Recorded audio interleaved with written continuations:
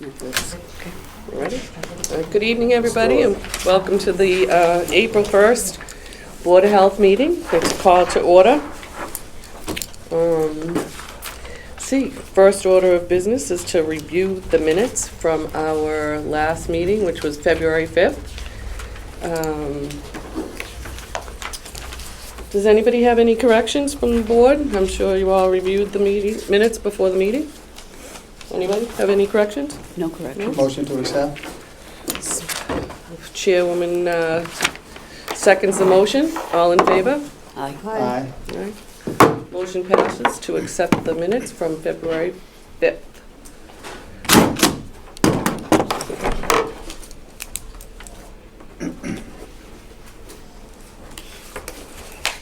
Thank you, John. Second up is Wind Waste Innovations operational update. Thank you. Good evening. Good evening. Good evening, Madam Chair, Director Flaylick, and the rest of the board. I just want to say thank you for giving me the opportunity now to present the operational update for the Saugus facility. So since our last meeting on February 5th, the facility operated at approximately 88.3% boiler availability, processed just over 64,000 tons, generated almost 34,000 megawatts. The facility completed 2 maintenance scheduled downtime events totaling 140 hours and had 5 unscheduled downtime events totaling 234 hours. There were no radioactive loads or excess emissions since the last Board of Health meeting. I'll go into a little bit more detail and have a couple of other updates. On February 19th, the facility underwent a 72-hour cold iron outage that we had discussed at the previous meeting. The main driver of this outage was to open and inspect the drag valve that had previously malfunctioned. So we had the original manufacturer of that valve, their engineers fly up from Houston, work with Millennium Power Services, who is the valve rep to this area. So we were able to work with them, actually replace the trim kit, so basically the internals of the valve, made some minor modifications with their directive, and then after that was completed, tested the valve and brought the plant back online once that was completed. We're now pretty confident that the drag valve will work as intended. They took the valve back down to Houston with them to do a full RCA. We're waiting on that follow-up, so if there's any additional maintenance items we can do, as preventative maintenance in the future, we'll build those into our plan. So we've been in contact with them, periodically checking in on how they're making out. They've been asking us for information, and we've done further testing online of the valve during normal business hours, and have had no issues since then. On March 15th, Saugus Fire Department was on site for a fire alarm. This was a false alarm. The fire department left site shortly after arrival. On March 21st, Mass DEP performed an unannounced visit to the facility and inspected the ash staging area. No issues were noted during the inspection. We did also receive the 2023 air monitoring report from your consultant, Tech Environmental, which confirmed that we continue to be in compliance with all of our permits. We continue to monitor emissions 24/7. Additionally, annually, quarterly, audits are completed by a third-party expert. And again, as you know, based on the report and the results examined by your consultant, Tech Environmental, they ensure that this testing is conducted in accordance with EPA-approved methods. Tech Environmental continues to review more than 70 regulatory submittals and test reports relative to the waste energy facility and the adjacent monofill, and has presented that information to the board with their conclusions based on the information from those reports. Again, we're glad to note that Tech Environmental confirmed that we do continue to be in compliance with all our permits. We also wanted to update you, as we mentioned in our first email on March 4th, that we planned to begin and then began staging ash on March 18th. And the first shipments of ash left our facility today for safe disposal in Shrewsbury, Mass. It's still our strong preference to continue to operate our ash monofill and safely dispose of the ash at our monofill next to the facility. But shipping of the ash is allowed under our operating permits, and we notified the Department of Environmental Protection as well as copied the Board of Health in advance of doing so. That's all I have for operational update from the last meeting. Any questions? Any questions? I have a couple of questions, Sure. if you don't mind. Yeah. Except, you talk about the, first of all, thanks for notifying us about the drag valve being repaired at the time. Really appreciate it. And you said after it was installed, there was a test. What specifically did you do to test it to make sure that next time there's an unexpected release, that it works? Yeah, so basically, as we started up, we continued at different set points while we, rose on our header pressure and continued to watch it activate as it came up, as well as at our normal operating pressure. So we just continued to do that. We do that on a routine basis as part of the PM program that we put in place after the September event last year. So you do an actual release? Yeah, so we'll actually vent steam through the valve that then directs the steam to the silencer. Yeah. Worked much better. It worked as intended and designed and how it had worked for the first 2 years it was in place. So very hopeful and glad that we took the opportunity to fix it and correct it. You don't mind? Nope.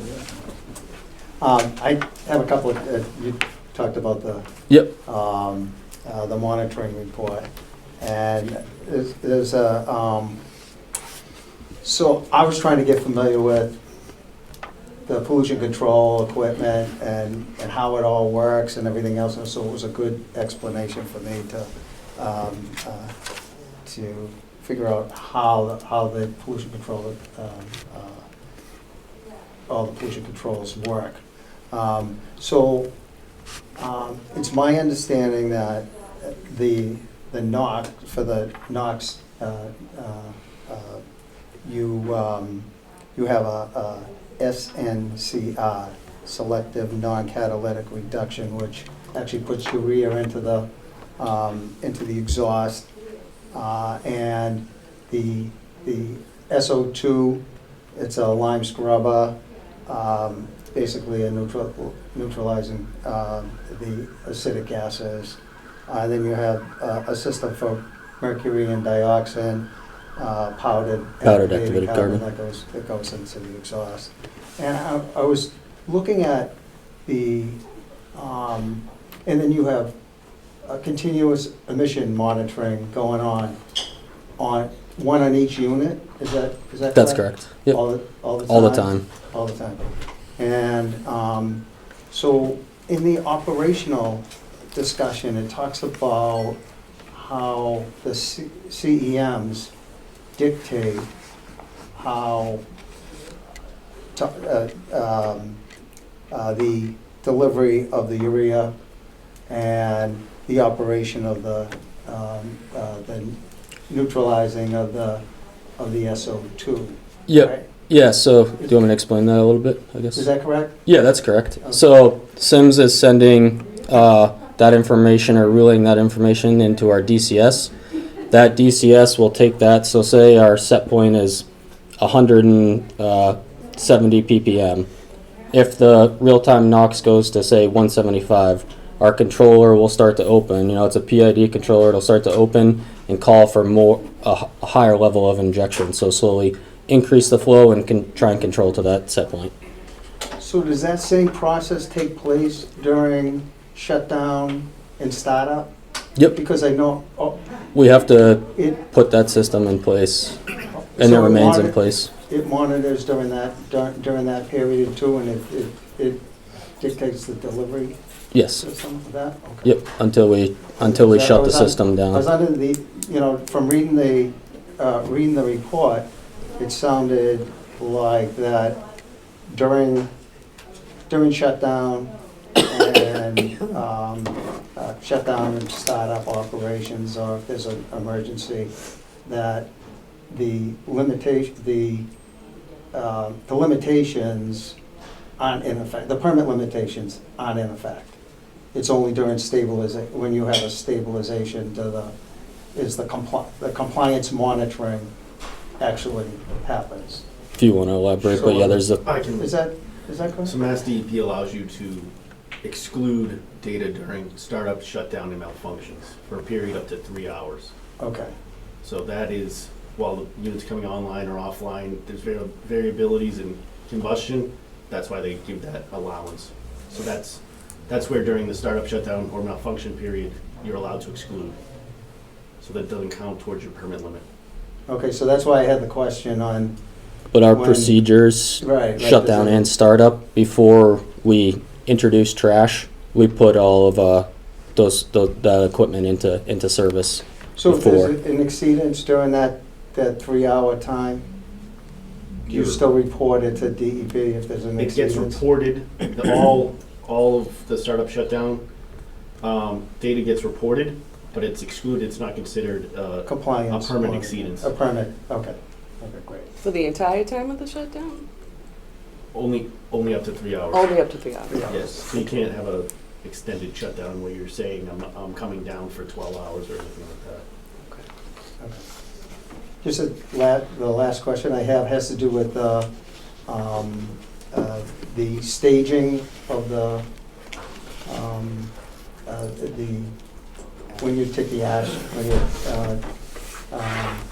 shipping the ash, transporting the ash offsite. How do we, I don't know the details of it, I just saw it today. How do we ensure that there's no emissions, any ambient emissions from the loading process and during, when you decide to transport the ash out? And the other question is it fly ash, or is it bottom ash, or is it both? Combined ash, It's a combination? yes. Do you want to? Is there So an that approval was what drove the Mass DEP unannounced inspection as well, because they received some similar questions. Our ash comes out extremely wet from the quench pit, and it's combined ash, it's bottom ash combined with fly ash. I see. So when that gets staged at the monofill, it dewaters for a period of 5 to 7 days, and then it almost sets up, I wish I could show you some, but it sets up almost like concrete. There's no particulate being blown around, there's no dust being generated from the loading process, and you're more than welcome to come and see it for yourself, Okay. because I know it's, when you hear ash, you think of fireplace ash. This is a different substance. I think, John, you've been out to the monofill, you've seen them dump. It comes out, it's like a slurry mix, almost like a cement slurry mix, and then that dewaters, hardens up, and then we load it out after that. So it's dense. Correct. And where's the intended disposal site, Shrewsbury, the Shrewsbury, and Landfill. what route is it? the direct route the trucks take. Yeah, do you know? Is it gonna go through Saugus? No, they utilize 107 and then get on Route 1, is my understanding. What's your intended quantity? What percentage are you planning on? Currently 50%. 50%? Thank you. Anything else from the board? I had a quick question on what Mr. Durant just said. So you mentioned that 50% of the ash that you're generating is now being trucked off-site. Is that now do we have a specific bracketed period where that's going to be, or is that going to be indefinitely? Still, I would say we're still exploring Playing around with the idea. and working with the town on whether it's the HCA or what the path forward is going to be. That hasn't been decided. That's all still being talked about. We just started today. Sure, no, that's kind of why I wanted to kind of jump ahead. Isn't that up to the DEP if they're gonna allow for more? Yeah, Okay, so that's what we're talking about going forward if Yeah, you're if still there's a- going forward with I don't know what the word I'm trying to find, but to get more more landfill. You want to We're extend the working in the ash direction- landfill. Extend in the ash landfill. For Yeah, extending the life of the expansion. monofill. Right. This is to allow us that ability to work on that. Okay. but- I gotcha. Yeah. So, I mean, essentially by trucking 50% of the ash off, you're essentially doubling the life of the existing landfill as it sits right now, correct? Okay. So, I mean, my question then would be, has there been any environmental impact studies involved with the prospect of continued travel down 107 or up Route 1 or where it may have been with, you know, these tractor trails? Because, I mean, you got 50% coming off of your site, which equates to what in yards? Approximately 4,500 tons. 4,500 A tons. month. All right, so you're talking about, per day, you're talking about a good number of 18-wheelers driving up and down 107. Right, so I mean, I think at this point, you know, it might be prudent for us to kind of look into what those, you know, environmental impacts might look like. Just because, you know, I mean, I wasn't around in 2017 when you guys kind of came up with the whole permitting process. You know, but looking at it, you know, now, I believe it to be something we should certainly be looking into. So I don't know if that's something that you folks have been looking into. I'm sure we can get tech to maybe look into it and probably some other third parties. But I feel as though, you know, the acute causes of what's going on now may be, you know, I mean, it's definitely going to be greater in the short term than it would be in, you know, I mean, I feel like we need to look into it right now is what I'm saying. So yeah, I don't know if there's any information you guys can put together about what, you know, about the throughput as far as how many actual trucks are going up and down 107 coming from your site. I think that'd be helpful. Well, currently it's 6 per day. Six per day. trips. Okay. Okay. Yeah, well, look, I mean, again, like I said, I think there's some questions that need to be asked. It just started today. Sure. Right. Oh, no, and I understand it's So- going to be, you know. So will the 6 per day be enough to keep that 47% or the 50%? That's, well, Still Currently what to you be figured out. determined, yeah. Okay. Yeah, I just got the impression from, and I don't know if this is correct because I don't have the history here, but in 2017, it was just a short period of time while they got over the hump and got the approval. And this seems like it's a lot more long-term, and I'm just wondering, did DEP have any special requirements as far as staging and loading and yes, and that was, minimizing we're working under ambient that. emissions? We're working under that approval currently. So the ash staging area is what was approved So there was a submittal to DEP? in 2017. No, For the recently. proposal. Recently. No, we're working under the approval from 2017. Okay. So. Can we get a copy of that? So in that approval, the proposed date in the initial approval was literally today, to start trucking stuff off site. So No, this is no, okay, we've shipped ash off-site previously. sure. So that approval. Has there always been a staging area there for shipping of, or is this kind of a new thing as far as like? Well, no, Okay. there was a staging area, and then we moved things around and operations of the landfill, and we I reestablished see, okay. that staging area. Okay.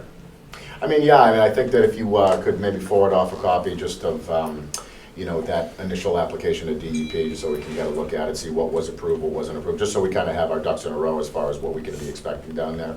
I think that'd be great, Joe. I can do that. Thank you.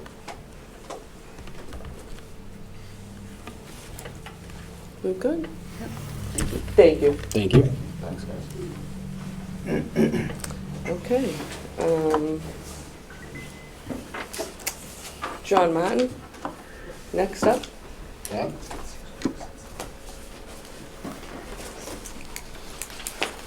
This is from Verdantis. This is our contracted environmentalist. We'll go with expert. right? Sure, We'll go okay. with that. So just a little bit of background. So over the last couple of months, I've been speaking with John to determine what's the next course of action for our investigation into what's going on down there.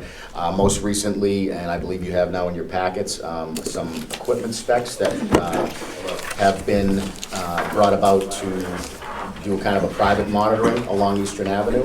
What we're talking about right now is a how, we're trying to figure out how to secure, find the most secure spot along Eastern Avenue. So we've been floating the ideas of whether it be a private property environmental study or what have you. But currently, we're exploring options for the security of the equipment. But John has he's been great about assessing some of the information that we've given him so far, and we appreciate him being here. Absolutely. Thank you for having me. You're welcome, John. So,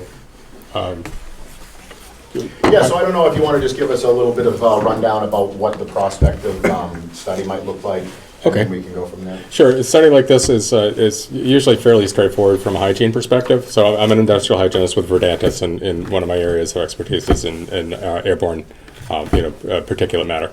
And so one of the things that John and I have been talking about is looking at I guess for lack of a better way of putting it, just the ambient environment in these neighborhoods along Eastern Avenue. And so I think the most direct and straightforward approach for doing something like that is to use a particulate aerosol instrument, or instruments as the case may be, but also co-locate sound level meters in the same area to get an understanding of the size distribution of particles and then the noise characteristic profiles that are in the area, both in the daytime and overnight times. So in this case, the overnight hours are generally would be anticipated to be quieter, both in terms of particulate and in noise. And we've spoken a little bit about past studies that have been done. I know we gave you a copy of the most recent seasonal sound study from Wood Environmental. I don't know if you had any thoughts about what they had to find. I've had a chance to review the Wood study and found that it was a very well put together study, and the conclusions were compared to the noise ordinances in the adjacent communities, and they looked actually to be reasonably low. I was expecting them to be a little bit higher than that. So I was pleased to see where the results came in.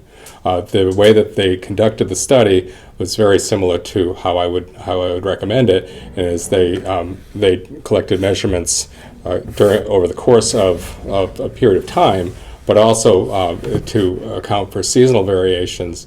They were also collecting data during different time periods during the year. Their analysis was, really what I would expect for an organization of that caliber. I feel like they put together a fairly sound and well put together report, and their conclusions were backed by the data that they collected. That's a fairly hefty report, by the way. It's quite a bit of information there. So now we spoke in one of our meetings. We spoke a little bit about different types of frequency bands inside. You really kind of did a deep dive into what it really means to read some of these readings. So I mean, the edification for me was fantastic. Sure, and frequencies are pretty important for really any sound source, and especially in an industrial setting. The nice thing about industry and machinery and things of that nature is that if the equipment is operating as it's intended to, the frequency profiles and the total sound pressure that's emitted from the equipment should remain reasonably the same. And that's one of the things that I did notice with the Wood study is the range that they were reporting was really, really narrow, which gave me some indicator that things were operating the way they should. If there are any changes in the operating parameters, or if there's any malfunction, then that's a pretty good it's a pretty good bet that you'll see some changes both in the frequency profile and with the total sound pressure that's measured. Frequencies are I think can be a little bit of a tricky area to interpret. The lower frequencies tend to be a little bit easier to control. Higher frequencies I'm sorry, I take that back. Higher frequencies are a little easier to control. Lower frequencies are a little bit more difficult to control. The higher frequencies can be a little bit more annoying to some people, but then there is a portion of the population where the lower frequencies can just sort of just kind of grate on people. So it's very subjective to the receptor. But the point is, if there is any kind of a dominant frequency along that profile, that can be can be a source of concern for different portions of the population. Sure. And as now we spoke a little bit about some of your past investigations into kind of similar situations. I don't know if you want to just touch base on. Sure. So I've had experience in the past working with various types of industry from Baltimore up to Maine, and a lot of it has to do with remediation equipment that is generally fairly loud, gives off a pretty predictable noise characteristic. And one of the tasks that I've been tasked with in the past is to evaluate the noise that comes from the machines and compare that to healthy sound levels, occupational levels, noise ordinances, and then if there are any disparities between the published guidelines and required limits, as the case may be, we've been tasked with developing mitigation structures and some approaches to reduce some of the community noise. Sure. And so the study that we're proposing obviously has sound as a major component, but we're also talking about monitoring kind of the general particulate levels. So can you kind of run down a little bit about what we'd be looking for as far as the particulate meters that you proposed? Sure. So the particulate meters that I proposed and that are in your packets are, it's called a Dust Track DRX. It's manufactured by PSI Incorporated from Shoreview, Minnesota. And it's the short story with how the equipment operates. It's a light scattering instrument. It'll take an aerosol flow, and sensors will determine what is in the aerosol based on how much light gets to the sensor. The device is capable of size differentiating particles from 1 micron to 2.5, which is PM 2.5, which is what a lot of people are familiar with. That's the National Ambient Air Quality Standard. And then PM 4, which is a respirable diameter, and that's often used with occupational limits, and PM 10, which is another one of the NAAQS standards. So what we would be looking to do is really focus in on PM 2.5 and PM 10 and compare that to NAAQS and then the Massachusetts air quality standards. Mm-hmm. And we've had some inquiries in the past regarding the possibility of monitoring for particles that are less than 2.5 microns. So I know you mentioned that it goes down to what point? 1? This particular instrument goes down to 1, to 1.0. Okay. And there are instruments that are available that can get into much smaller, much finer particle size ranges. And the general feeling is the smaller the particle size, depending on circumstance, that could be perceived as more irritant. Sure. Sorry, you said more irritant? More irritant. So it could be upper respiratory, upper airway irritant. Okay. Yeah. So now, as far as the types, now when you run, particulate, we'll say through the meter, now does it give you any readouts as to what type of particle it is? Because I know that there's a lot of questions about the PM 2.5 meters and what they're indicative of whenever they spike and things like that. So my question would be, and I think we spoke a little bit about it briefly, is that when the spikes in these 2.5 purple air monitors they're showing spikes or what have you, that's not really indicative of any given source. It's really just there's particles in the air, so it's not really pointing to any different direction. Right, it's a really important question. The instruments, like any real-time monitors, with very few exceptions, are they'll just tell you what's there. So it's really it becomes some degree of professional judgment with regard to the potential sources of whatever particulate might be. In this case, the particulate might be present. With the actual location of the instruments are really, really important. You were just mentioning the purple air monitors, and so if you have have a monitor in a specific location, that's really indicative of what's going on at that specific location. A half a mile away, it could be, there could be a rather dramatic difference in what the monitor is picking up, plus or minus. It's really hard to determine whether or not it would be more, there would be more particulate in the air or less. But it's very non-specific. Sure. So you mentioned this morning when we spoke that you noticed that the Lobsterman's Landing purple air monitor happened to be spiking, so I did want to go down just to kind of get eyes on it. And I noticed that there was some construction going on a couple of doors down, and it was just basic framing for whether it be a house or a commercial establishment, whatever it may be. But applications like that, I mean, those are types of things that can set off a purple air monitor. For certain, Okay. and across it would also be detected by the TSI equipment as well. Okay. So really, any type of aerosol monitor, if there is any activity that generates dust in any form, it will almost certainly be measured if it gets close enough to be detected by the instrument.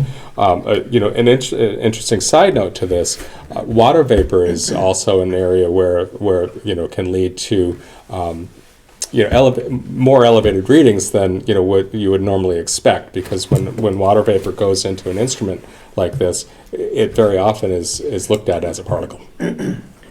So I don't know if this is a crazy question, but do these monitors, they cannot differentiate what the particle is? It's a particle. Is that Right. correct? That's correct.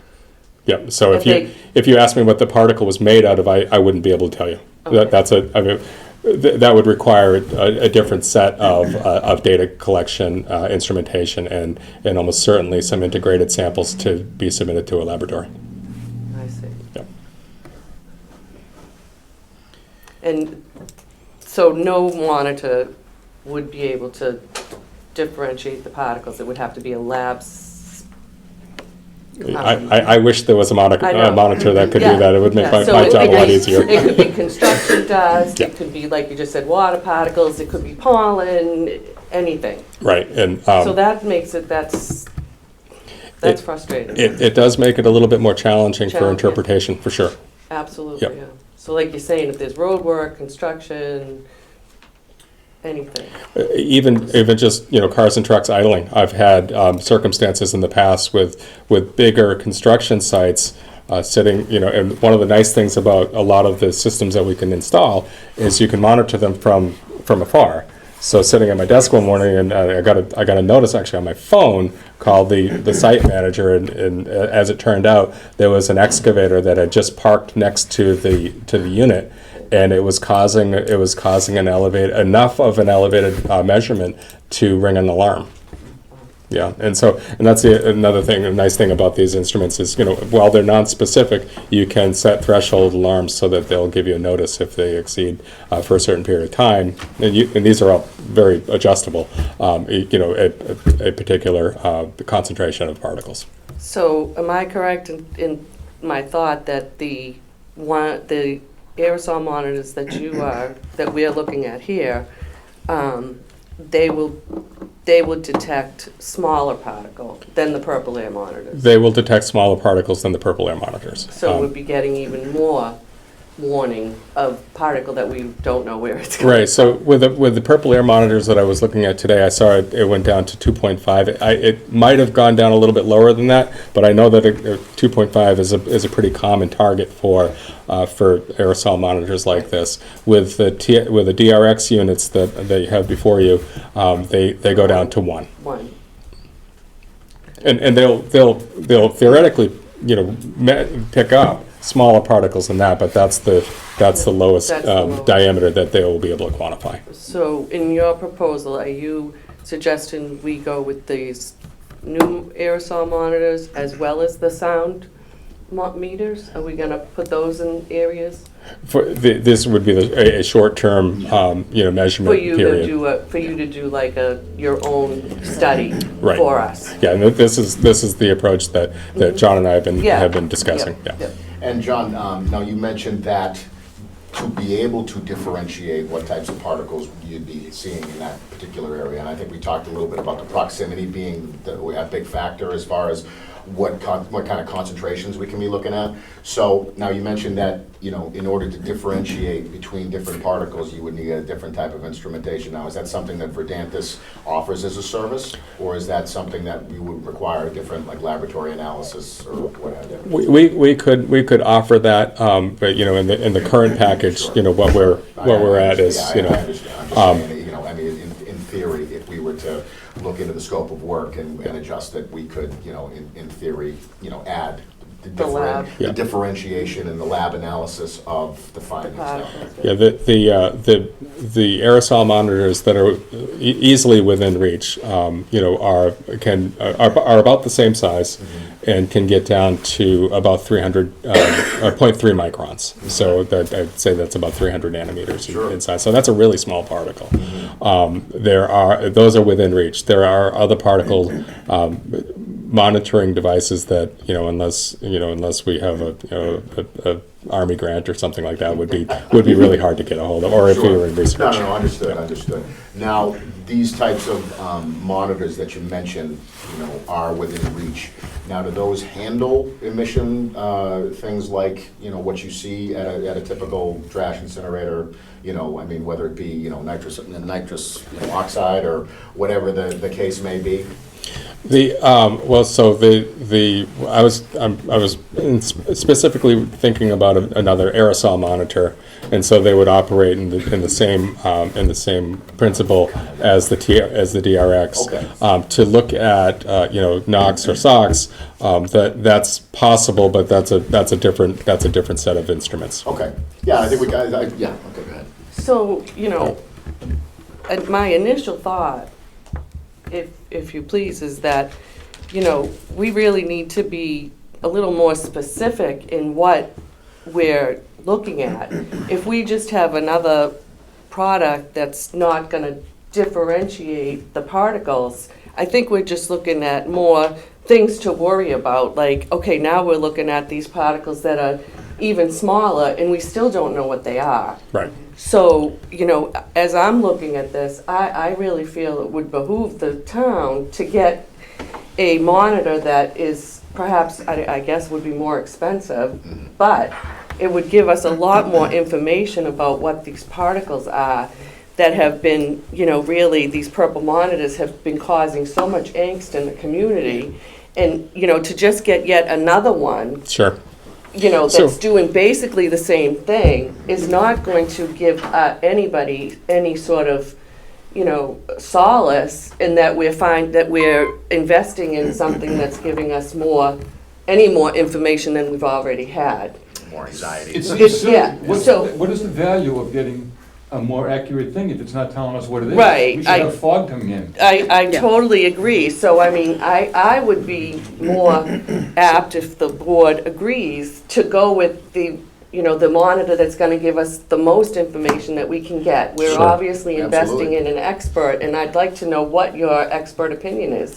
And so, if I'm hearing you both correctly, then you're looking for kind of a constituent analysis of the particle. If you don't know what you're Absolutely. looking at, Okay, well, right. it doesn't matter how much we have. Indeed. We don't know what it is. For Yeah. We sure. have a ton of water vapor. And that's always been a challenge with aerosol interpretation and you know, in the So data what's the collection. point of getting a finer? Yeah. I mean, High I'd even go account for is the lab, basically I'd you even, need- I'm sorry, Tony. No, go ahead. I'd even say, let's get the lab analysis done, because I mean, I think that the people that live in this area that is most affected by the plant and the ash landfill, you know, their health concerns, that's what we need to address as the health department, as the Board of Health. So, you know, I think this is great.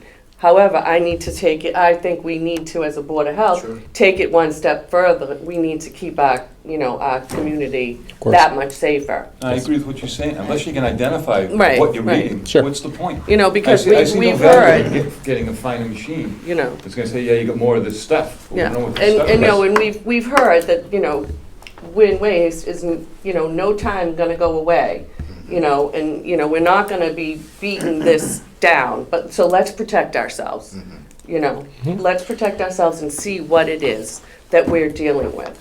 You know, I think general public seems to think that the board can close down wind waste. you know, and this is something that, you know, is really not within our power as much as people think it is. Well, And you know- so, you know, we need to figure these things out and do what we can to protect ourselves. So if this is something that we can agree upon, and this is something that's within our reach, with your company as experts, I would really think that we could.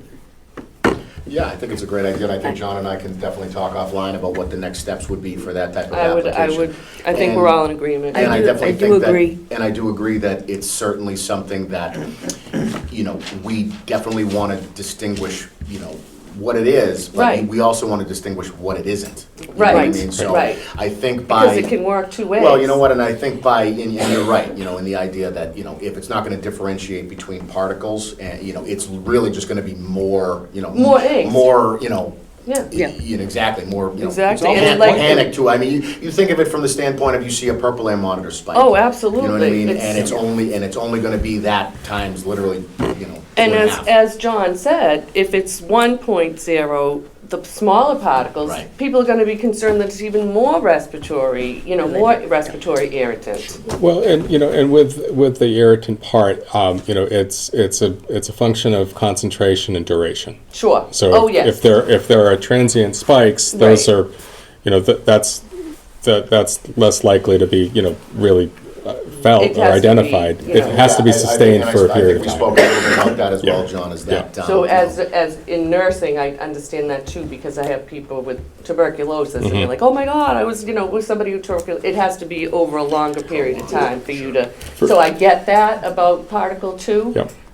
It- But I really think that this has been going on for a long time. Sure. People in Saugus have been, you know, very patient in us trying to find out what the different particles are, find out more information about the purple monitors. We've been telling them on and on about how, well, it doesn't really matter, they're not this, they're not that, they're not that accurate, you know, so we need to get accurate monitors. So I would really think that the board is all in agreement in getting something a little more accurate. Well, it has to be differential. It can't just be, Exactly. you don't need an overall number. Right. Right. That's kind of pointless. Right. I agree. So I think, John, what we can do is definitely talk offline Yep. about what the next steps would be for that I application. appreciate I think that. it's a, you know, We it's a all fair appreciate approach. that, Yeah. Sure. John and John. John times two. John squared. Indeed. Yeah. But yeah, so John, again, we appreciate you coming in to Thank you kind for of let having us me. know what the story's going to be, and then we can certainly talk. Does about the next anybody steps. from the audience, is that okay if I ask? Absolutely. You're Does okay. anybody You're from the bored. audience have a question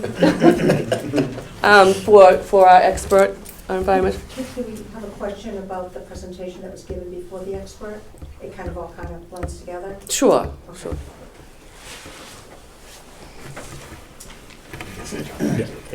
Thank you very much, John. Hi, good evening. My name is Deborah Panetta, 1 Bellevue Street. Good evening, Madam Chairman, Director John Freilich, and board members, ladies and gentlemen.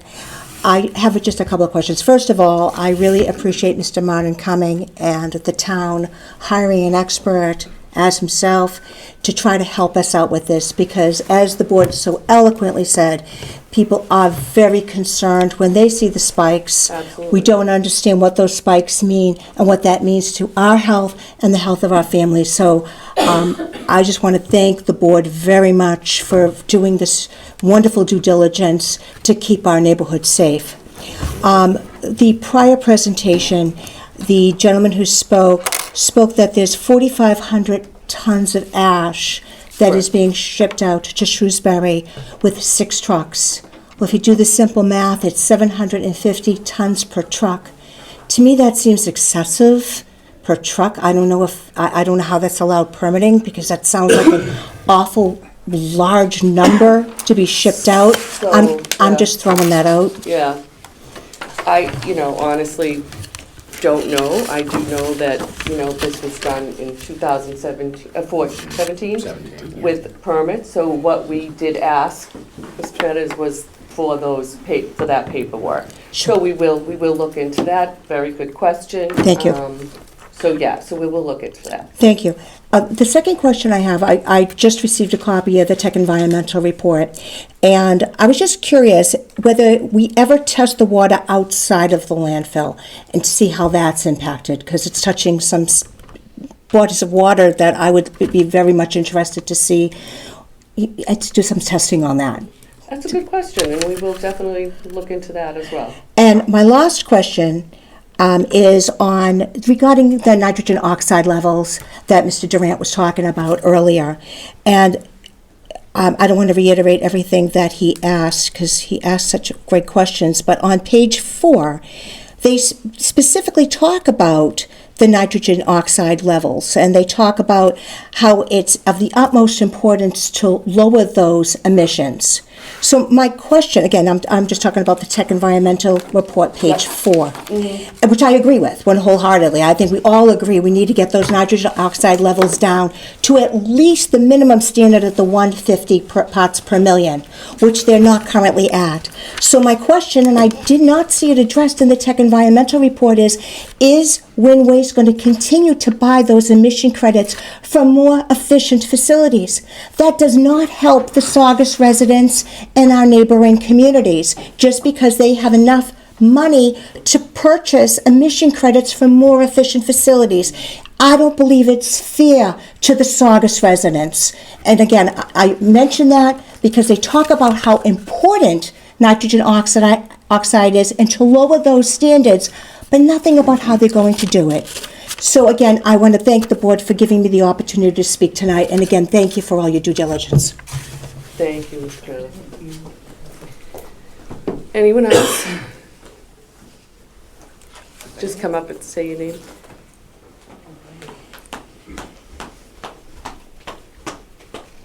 Good evening, I'm Jackie Mercurio, 255 Wind Falls Parkway. I had a couple of questions regarding the study that John was just speaking of, or both Johns. One was, how long would the study take? Is it like for a year, over the course of 12 months? So the initial thought with the initial contract was that the study would be a short-term study in the springtime. In light of the board's testimony, we're going to be talking a little bit more about how long the study will actually take place. And I think the first step, in preparing the study was to provide John with the initial study from 2021. And once we get some more information about what we're looking for from a technological standpoint, we'll call it. I think we can make some better judgment on that. I think a longer study would be better over the different seasons because there's different wind directions. Sure. And I think that these type of aerosol monitors really depend on wind direction. And I think some of the ways that you'd have to figure it out would to collect the data from the direct point would be where the winds would be blowing. Sure. And would the monitors have to be moved by season, things like that, and how does it affect the seasonal ozones? Because that's one thing that the NOx testing that they do in the state now takes into consideration is the seasonal ozones. And then my other question would be how the study would be averaged. I would assume the data would be processed, like if you're collecting 24/7 to get the input answers of what you're looking at. Would it be averaged over the one season, over the year? I would assume that when we do conduct the study, I would imagine that the data is extrapolated and then compared to some of the data that we've gotten from previous reports to see if there's been any, and again, this was all driven from, a malfunction that caused kind of a major panic. So we're trying to look at it from the standpoint of, okay, what's happened since September that may be a little bit different than, what we've seen in the past, and whether or not there's any mechanical deficiencies that we can point to that might be causing anything. We've actually also floated the idea of some third-party inspectors. I think we spoke a little bit about it. But these are kind of things that we want to be sure of. And again, the testimony from Wynn's been fantastic as far as what you guys have been doing and all the capital improvements. And we appreciate, the continued efforts to, to bring yourself and keep yourself in compliance with, all the DEP standards and make sure that, all the mechanical problems that we run into are all, kept up to date, essentially. But, again, we want to be doing our due diligence as a town. So ultimately, we want to be comparing whatever study we may do with, with some past things to see if it's indicative of anything that might be causing some. Even with the Mass DEP numbers, because the Mass DEP averages are averaged over 3 years, which seems like a really long period 365 days times 3 years to take the average from is a little frustrating, I think, when we heard that answer as citizens from Mass DEP, people that live close by. And I guess I didn't really understand the water vapor, that it could detect, PM, that the other John was Yeah, so just I- mentioning. I didn't understand that. Yeah, so I think John He just was touched on mentioning that, as far as, when you go down to a 1 micron reading, I think it's gonna pick up everything. I mean, outside of, obviously things that are less than 1 micron, but water vapor, John, I don't know if you can speak to the size of a water vapor particle? It really Can- depends. I'm sure it can depend, If it's really, really foggy out, Fog, yeah. I've had examples when I was actually doing my doctoral research.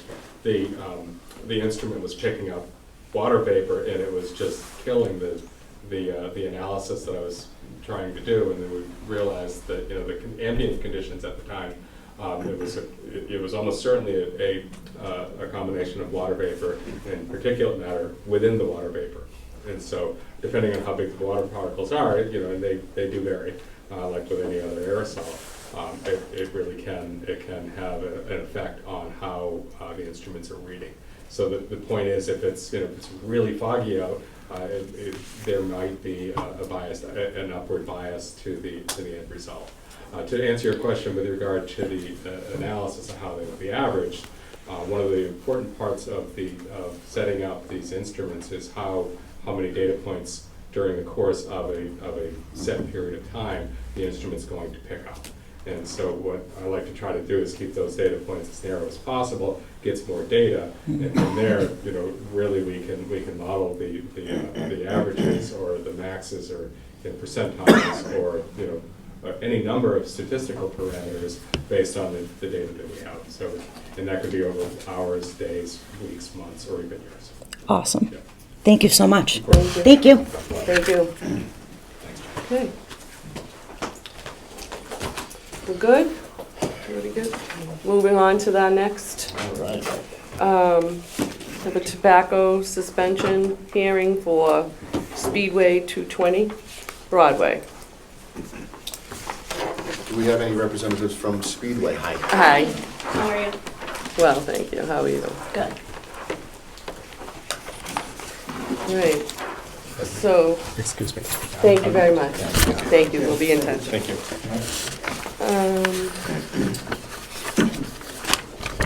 So this was rescheduled, this hearing. They Yes. had a correction. So, Is this sort of, yeah, so we sent out, Joyce, I don't know if you want to speak to this, but we conducted a tobacco compliance inspection on the 4th of 2024, excuse me, in January, at 1:25 PM, and we were notified of a sale to a minor under the age of 21. So Joyce, I don't know if you want to speak briefly as to what... I'll just do a real quick Sure. recap. January 4th, 1:25, we conducted complaint checks on the whole town. Yep. Sent a youth in, asked for backwoods, which is a small pack of 5 cigarillos. Yep. She was able to purchase them. She was not asked her age or her ID. And it was a young adult female who was the clerk. Am I reading the right one? Speedway, yep. She was on the phone at the time and had earpods in. She had long black hair and no one, and she did not be identifying anything. Okay, so this is a second violation, is that correct? Yes, within 36 months. And the product was $7.11. Yeah. So we did receive a $2,000 citation payment at the Board of Health in the month of February. And with this violation comes a 7-day suspension to operate and sell tobacco and nicotine delivery products. And I believe we need to, well, I'm sure we can certainly hear your testimony as well first. But like I said, the suspension, the violation carries a 7-day suspension that I think we can hash out as far as when the date of commencement would be tonight, and then we can go from there. Okay, so I understand, if I understand correctly, the the monetary part of the violation has been met. Has been met, correct. Okay, Yeah. okay. I have a copy of that if you need it. No, Okay. I get it. Okay. Did you have any sort of testimony? Did you want to say anything about it? Or? My name is Heather. I'm the area leader for this particular location. I wasn't here for the first violation. The employee from this particular violation has been termed. That's our company policy. I know you've been in contact with Barbara. Yep, absolutely, yep. They just wanted us to touch on what our policies are as far as sale of restricted items to anyone under the age of 21. I've gone a little bit further, as this is the second violation, to remove any buttons from the point of sale system that allows the employees to override any sort of sale. Everything is scan only now. They have to scan the customer's license in order to gain the sale on the register. That I think is a preventative method, in my opinion, for us to not have another violation. We also do termination is what our policy is as far as somebody who isn't compliance with any sort of regulation, state or internal. The company pays for an internal program called BARS, Be a Responsible Retailer. So they pay this company to come in and do compliance checks on top of whatever you guys do as far as the town or the state is required. They also do mandatory, like, online web-based training. Our employees do once a year. It's required for them to complete, just as a refresher course, making sure that they're understanding of what the expectations of the company are. Do you have any questions Do you have signage? on the doors?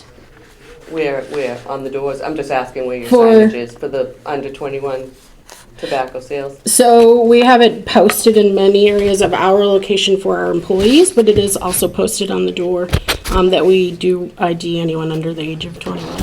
So, unfortunately, this is mandatory that we do have to do a suspension. Oh, I'm sorry. No, go ahead. Nope, you. Well, who are you? Yes, I'm. Oh, sorry. I'm sorry you don't know, but I'm Joyce Redford. I'm the director of the North Shore Cape Ann Tobacco Policy Program, all of which has been in existence for about 30 years. I've been at this job for 26, and you are part of, the town of Saugus is part of a 16 municipality collaborative. We're funded through DPH. But the channel for that funding goes to one of the collaborative communities right now. The fiscal agent is the city of Salem. And we are required, just for everybody in the room, we are required by the governance of the grant that we conduct a full round of compliance checks at every retailer in that 16 catchment area, 16 municipality catchment area, which is approximately 400 retailers. In addition, we do a full round of education visits and provide signs that are required by the state, update them with any new regulations, whether they're local or at the state level or even at the federal level, and do mailings, and we stop by and visit. In addition to that, the state requires us to do they assign us randomly by zip code to do a second round of compliance checks in between 40 to 60% of our retailers within that catchment area. And then we do additional compliance checks when there's a sale. So that's who I am. Okay. Nice to meet you. You as well. Sorry. Is there a private, I don't buy cigarettes. So, did I understand you scan the cigarettes and scan a license in every single sale? Well, If I walk in, are they gonna card me? state Yes. law requires right now, as of June 1st in 2020, state law requires every person, every time, gets scanned. We Really? call it the Fenway rule. If you go to Fenway Yes. or the Garden and you want a glass of any kind of alcohol, Get scanned. it doesn't matter if you're 100 and you have a walker, Yeah. or if you've been there 3 times in that night, they're gonna scan it every time. Yeah, like Costco. And exactly, and it's the same rule, and when I that didn't know doesn't that. happen, and just so that the board knows, and members of the community, Our youth go through a DPH-approved training. Some of them also do an FDA-approved training. They're not allowed to lie. They do not carry an ID. And the only thing they have that we can give them is their cell phone in case there's an urgent situation in the store when they're in there.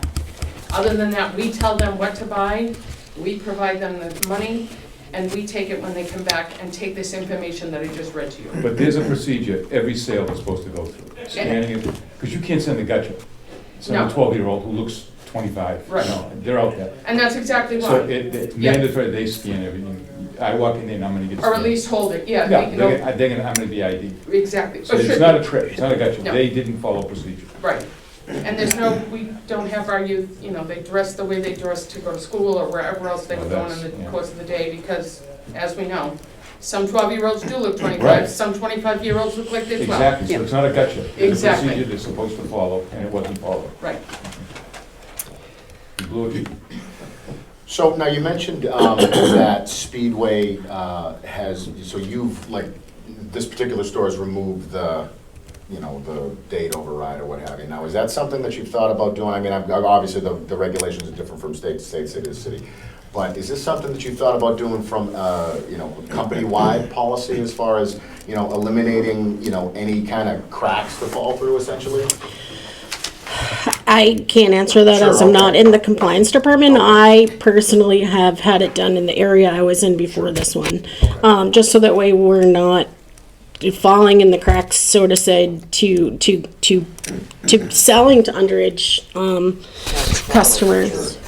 So I've done it to protect my area. I can ask them if it's something that they want to look into for, I I just think from it makes sense. Yeah, I agree, you yeah. know, you know, just because in, Be suspended. you know, compliance checks of the past, we've noticed that a lot of the violations come from, it's like, all right, you don't have your ID, how old are you? You know what I mean? And then it's just like, you know, it's a crucial element, you know what I mean? So, like I said, I figure it's more from a, yeah, I mean, I would say it should be some type of company-wide policy. I think a part of that is that it doesn't allow you to scan like passports. So it kind of excludes, or I see, military I see, IDs, or okay. there are certain IDs that are not scannable into the system. So you do lose that customer basis if you were to go to scan only everywhere. I didn't even think about it like that. Yeah. That's interesting. So, So I think, Madam Chair, the next step would be to set the dates for the start of the suspension. So typically, you know, I think that we should probably wait a week or 2 weeks just to send everything via certified mail and make sure everything's Okay. all buttoned up. So I would say that today is the 1st of April, and I believe it's a 7-day suspension, so it would start on, At if we least gave one it day, 2 2, 7. weeks, we would give it the 15th Okay. until the 22nd as the suspension date, but I'll leave that up to you. I mean, you guys make the rules.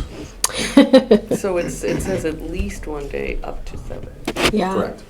That's No. what it- On your local regulation. Oh. You already have, state law says. Oh, okay. Your local regulation Says says 7. shall have 7 days. Okay, so that's it? That's the It does say here on the same document that I received, it says possible permit suspension for at least 1 day and up to 7 days consecutive as required by state law.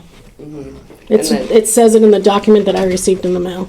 And I believe that that's true, and especially with state law, but the correction is that local law supersedes state law. You can go higher than, but not less. Less than. Okay. Yeah, so the CMR was cited on the initial, Okay. yeah, so All I right, well, just, but, sorry about you know, that. via, you know, again, the, Yeah. yeah, local reg is local reg. So, Yeah.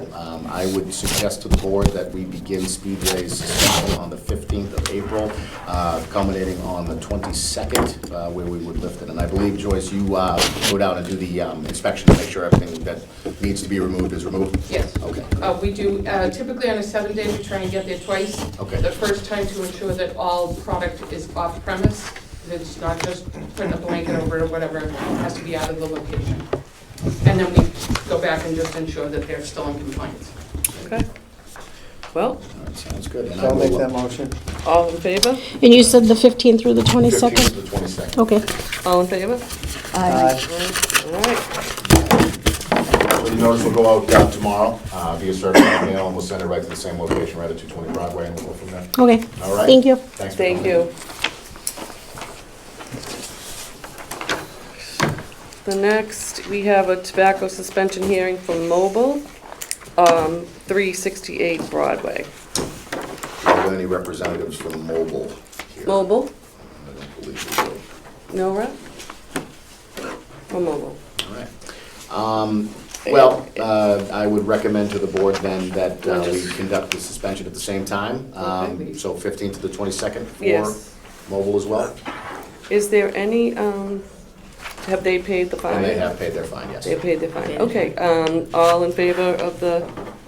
Aye. Aye. All right, we're gonna go with the same vote. Thank you. Terry, Public Health Nurses Report? Hi Terry, how you doing? I'm well, thank you.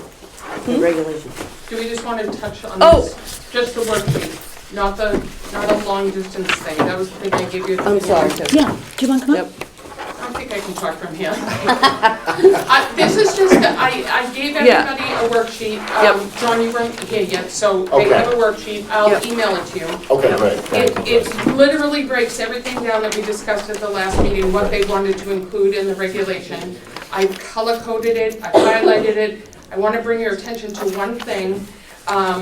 There's some discussion, or there has to be some discussion if we move forward, with whether or not you want to have a distance for new retailers. 500 foot Yeah, new between permits? No, they No. can be for schools, and then Okay. you can also do between permits. Okay, But Saugus has this unique sentence in their current regulation, which is not a bad thing, but I think we can, so on 5, highlighted in red, it said, permit issuance will be limited to a maximum of 3 permits per any one legal address in Saugus. This came about as a result of there being 2 tobacco permits within the mall. Oh, yeah, And yeah. then one of them moved, Joy, you remember, you lived through it. Okay. And then they moved, and they're up where Uber is on Route 1. And so it was sort of a protective thing for retailers, and they actually like it, because you don't want, 4 on a corner. oh, That one. yeah. So I think that as we move and we come up with a draft and we hold a public hearing, maybe doing feet instead of like an address. Okay, yeah, And you have Joe's Beer and Wine, I think, in Ridgedale, they're owned by the same people, but they're literally side by side. right. So it would Oh, help yeah. just moving forward. And then the only other thing I'll just remind you, because I'll send John a highlighted copy of the adjusted whole regulation, which is like 16 pages. The highlights on your packet here that say in yellow, yes, that means those things have already been decided, so we don't have to spend any time on them. The red are things that you talked about. I'm gonna also recommend that we have a single cap currently in Saugus of 30, total 30 retailers. That's been in effect since 2016. We have only 26. I recommend that we lower that number 30 to 26, because we haven't had any action since 2016. And also use a dual cap and cap the adult-only establishments at the current 2 that we have. So looking this over, if you have any questions when we move forward next month or whenever, it's all here, Awesome, okay? thank you, Joyce. Sure. These green ones will be discussed again, or no? The green without red have to be discussed. The green with the red we talked about at the last meeting that you didn't attend. Yeah. Okay. Thank you, Joyce. Thank you. Thank you, Joyce. Okay. You're welcome. Thank you guys very much. Good evening. So we'll start with COVID. So since March 1st, 2020, Saugus has seen 11,221 cases of COVID-19. Confirmed 117 deaths in Saugus. That's 1 new death in March. If you do go on the MWRA website, the wastewater graph, you can see that the COVID numbers are coming down. So again, this is only PCR testing that those numbers are from, but the real the real test is the MWRA, where it's testing everything, and so that those numbers are coming down, thankfully. And in March, we've seen 55 cases of influenza. That is down from 72 that we saw in February. And just to kind of give you an idea, 2018 was considered a really bad year of the flu, and Saugus only had 57 cases. The highest was 57 cases a month. So that we reached 72 last month was high for Saugus. And again, not everyone who has the flu gets tested for it, because they are in bed feeling like, they can't make it to the next day. So that's that. A little update from the Mass.gov. Guidelines were changed last Friday. I don't know if people saw it, heard about it.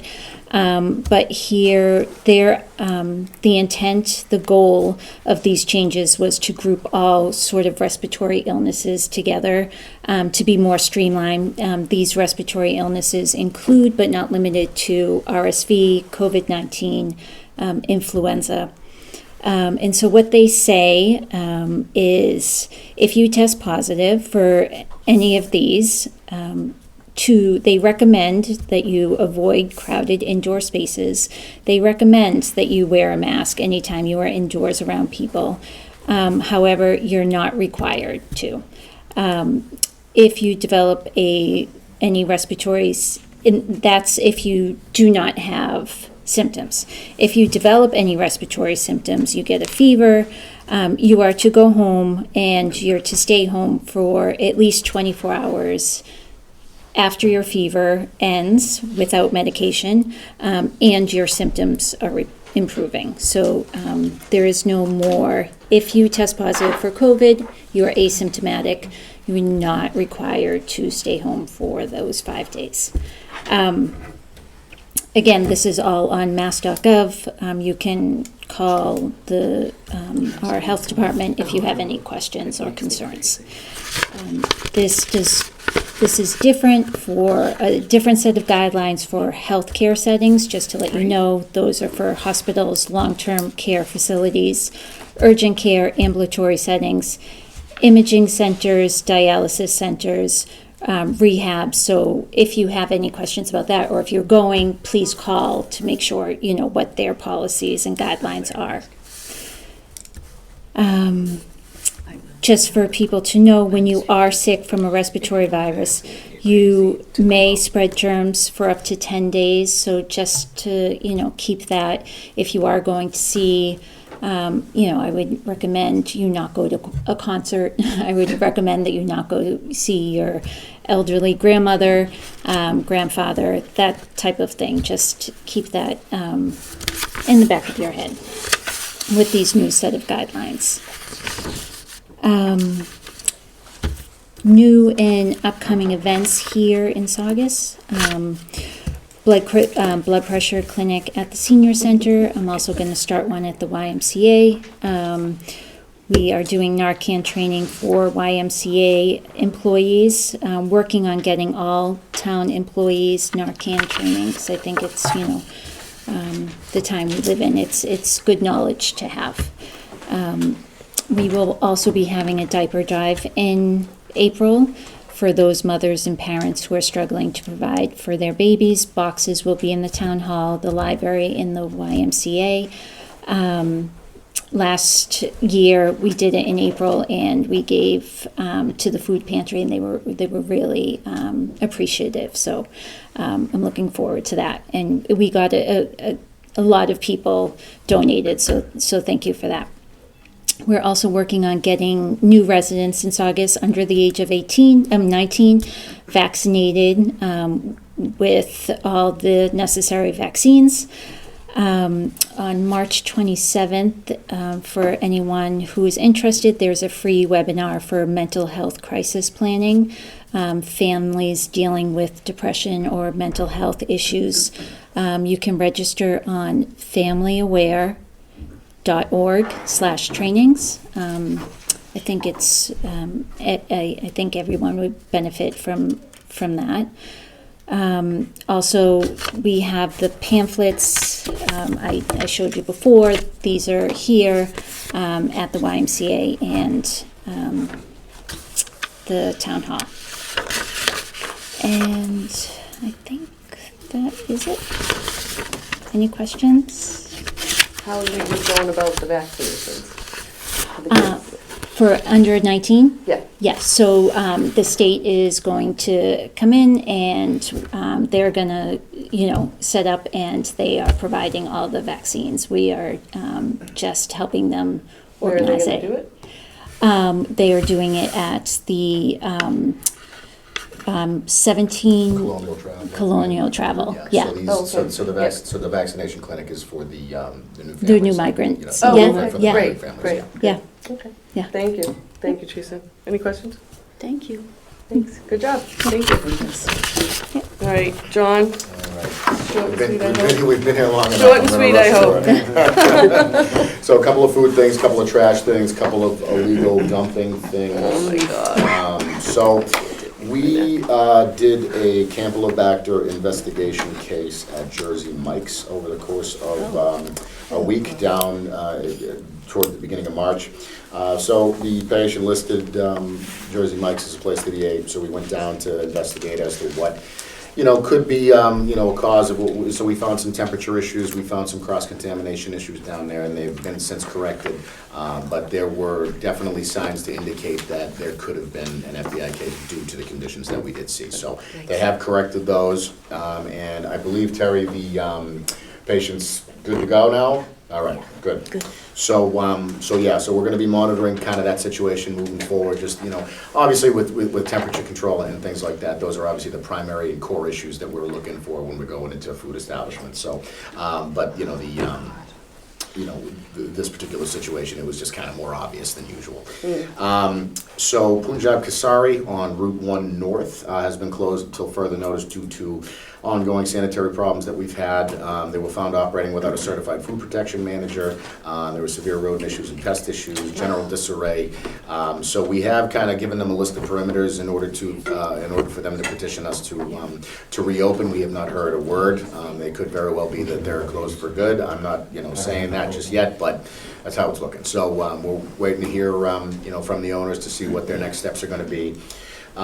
We did have to put a cease work order on the Dunkin' Donuts over at Hamilton Street Plaza because they were found to be working without a permit for a plan review. So we did do the plan review. We made a turnaround pretty quickly, and they were able to get their final inspection today, and they're good to go. They did have a question that I found kind of odd because they were trying to run a dump sink with just cold water. So I was trying to explain to them what the situation was with that particular plaza and how the drainage system works in general. In that, when you're dumping milk and cream down a drain, you kind of want hot water just so it'll, so it won't render in the pipes and it'll actually get out to where it needs to get out. So we've had grease issues with that place in the past, with the plaza in the past. We're just trying to put it to them, just say, listen, anytime you're running a food establishment, you gotta have hot water in the sink, no matter what.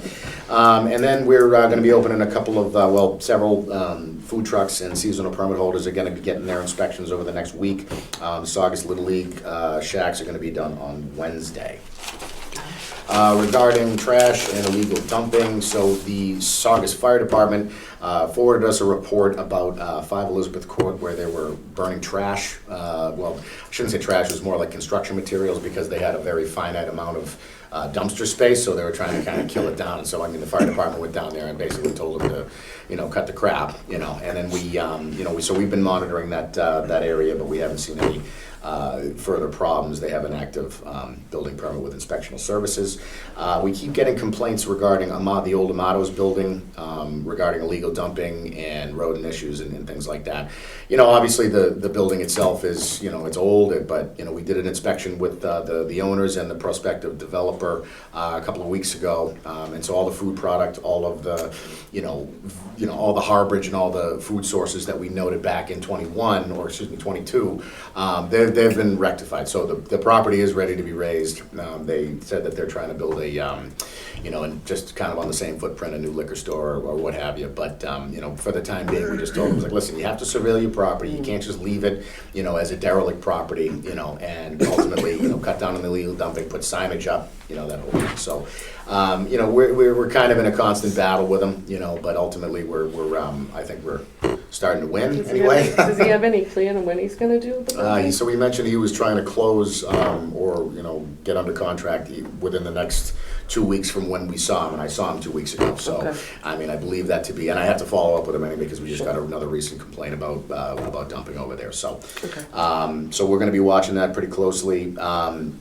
With trash, we're talking about the enclosure down at 42 Hamilton Street has officially been installed, and we're just waiting for them to put, you know, the dumpsters into the enclosure. But we were obviously, you know, and I mentioned we had been seeing a lot of dumping and a lot of damage to that wetland back there, so I think this is really gonna cut down on that. Also, they put, you know, signage, and they have surveillance back there now too, so. Well, I haven't heard from the neighbors down there. So Yeah. so they must be a little bit Oh, happier. sure. Well, you know, I went down there this morning too, and, you know, there was a couple of areas of the perimeter where I had to call United and be like, you know, you guys are asking for it. Can you just get down here and clean it? You know what I mean? Yeah. So, trying to stay proactive down there anyway. And then, so this is kind of an ongoing issue with dumping around the Savers building. Oh, You know, I mean, it's kind of the nature of the business, you know, as far as dumping is concerned, because people are just going down there and leaving bags of clothes and bags of what have you, you know, so we're trying to, you know, stay ahead of that game as well. So we reached out to the property owner there, who helped us out when we had the refugee camp that was, you know, polluting the waterway down there. And he's gonna go down there and clean the perimeter up as well. So, like I said, we're just trying to stay proactive. We did have a couple of rodent sightings in the Curtis Road area. You know, found there to be a couple of areas where they could be coming from. We seem to have an absentee hoarding situation on the corner of that street that we're kind of looking a little bit deeper into, because there was some brush piles and some obvious kind of buildup in the windows. So we're looking to see if we can get a hold of the owner, whether it's abandoned or not. We're not really sure, but we've kind of, you know, isolated it towards the top of the street versus the bottom. And then, you know, there's starting to be increasing evidence about the kind of the main source of rodents in the Cliftondale Square area, which seem to be kind of coming from the rock formation that's at the corner of Lincoln and Jackson.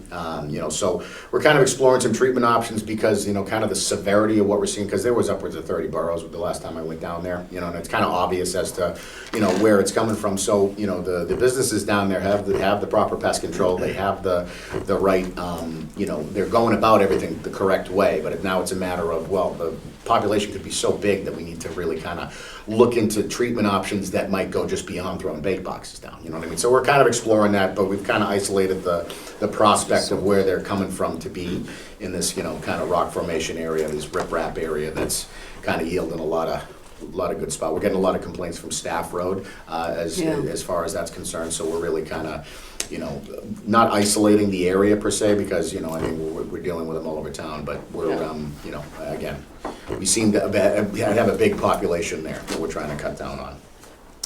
And then the only two other things I have for you is, so we were able to secure with some with some coalition preparedness funding, we were able to secure 150 disaster kits that we were able to bring over to our storage facility over at the rec building. And then we have a concurrence vote coming up for the Cape Ann Coalition to approve some additional FEP funding expenditures. So we're just kind of waiting on that vote. But then we usually tend to decide, you know, in bulk, you know, so there's, you know, obviously Cape Ann's pretty big, so, you know, we're going to figure out what we can do to kind of help all of the, you know, versus one to the other. And then the only other thing I have for you guys is we do have a new plan review across my desk for a micropigmentation license.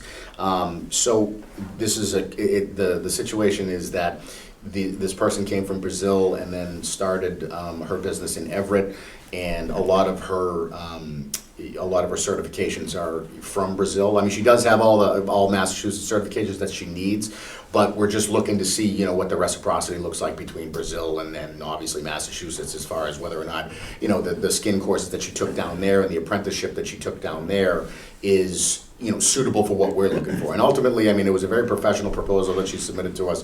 So, you know, I mean, and you know, everything was in Portuguese. So, I mean, it had to be translated from, you know, an Everett notary. But we're looking into it, you know, and ultimately I think that, you know, everything looks good on the exterior. I just need to do a little bit deeper of a dive as to, you know, what that might entail. But, you know, again, I think that we're on track to do so.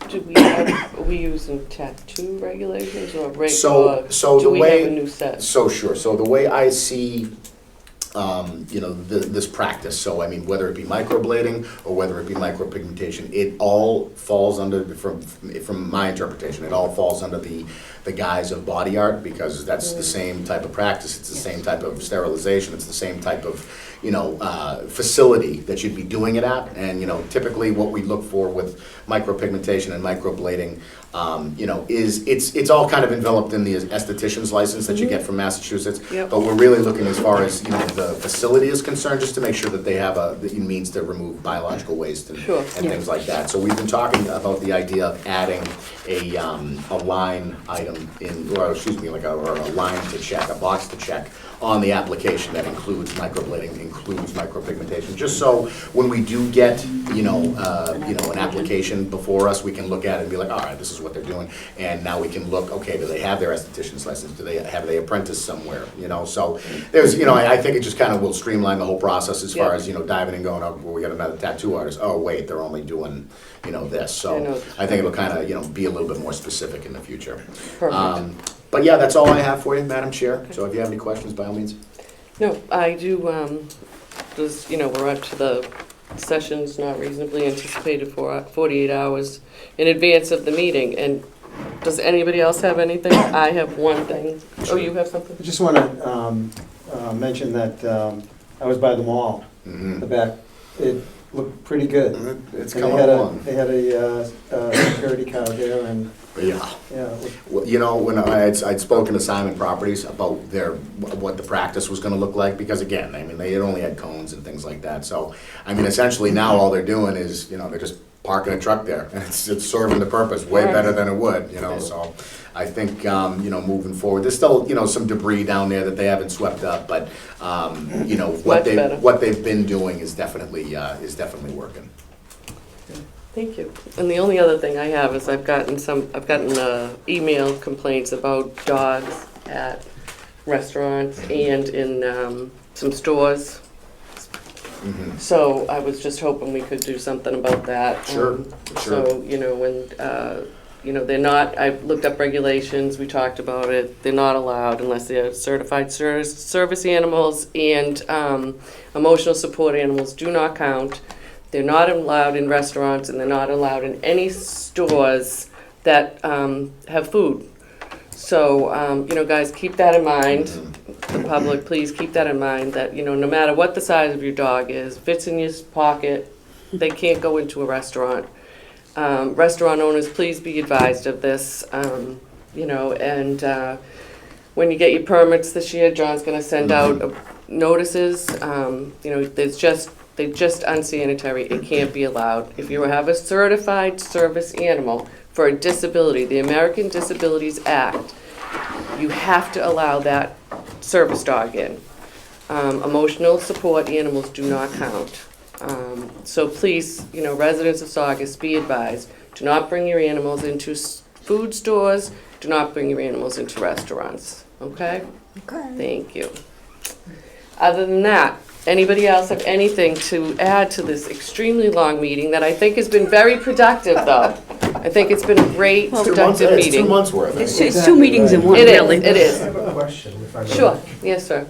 Can you tell us your name? My name's Alan, I'm Sterling Ave. Yeah, we're I've Sterling heard a Ave. rumor I just want to get clarification on, Okay, that the vacant elementary schools are going to be used to house migrants. Is that this has true not or been, that has not been something that the, Excuse me, does anybody have a code to close? what? A code. Code to lock the door. No, Okay. I don't. We're actually just just looking wrapping for up. you. We're just wrapping One up. minute. As far as the Board of Health is concerned, we have not heard anything to that. No, To- I have not been advised of anything. No, we have as not far as been I'm advised of aware, that. to Any vacant properties Yeah. that's in Saugus. No, we have not. As far as I'm concerned, the state, as far as I'm aware, the state has signed contracts with hotels. It has nothing to do with any municipalities. It's all on the state. So that's the latest I've heard from my municipal regular full-time job and my position here at the Board of Health in Saugus. Okay, yep, And that is what we have heard as well, because there's been a lot of rumors going Yeah. around, especially on Facebook. yep. Sure. And it's frightening some of the residents, so we've been getting a lot of phone calls. But as the chairlady said, that we haven't heard anything to that fact. Yeah. Easiest way to dispel a rumor is ask a Yes. question. It's Yeah. definitely a rumor that is false. It's false news. It always keeps going. Right. We hear it all You know, the time. and ultimately, you know, that notion, you know, I mean, there are emergency sheltering requirements for any place that's gonna, you know, house any families coming in. So, you know, the vacant school buildings, any vacant building would have to be retroactively outfitted in order to house Exactly. anybody. Yeah. You know, and that's with the new, even with the new updated, you know, housing code regulations. So, you know, I can certainly speak to the fact that I can dispel that rumor as well. Right, somebody want to make a motion to adjourn until, when is our next So meeting? move. May 2nd, May- May 6th. excuse May me. 6th will be our next meeting. I will second for no further discussion. Thank you, God. Everybody have a great night and thank you all very much.